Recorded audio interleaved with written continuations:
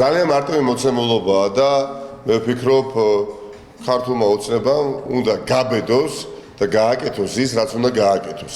ოპოზიციამ უარი უთხრა, რომ არ მიიღებს მასკარადში მონაწილეობას და მოპარული, გაყალბებული არჩევნების გაფორმებას ადგილი არ ექნება ოპოზიციამ ჩვენი მონაწილეობით, ხო? ამიტომ იხელმძღვანელოს რეგლამენტით ქართულმა ოცნებამ რომ კითხო ხომ სემენ პატივს რეგლამენტის თანახმად ისედაც უკვე დაარღვიეს ყველაფერი. უნდა შეუწყდეს თითოეულ ჩვენგანს უფლება მოსილება.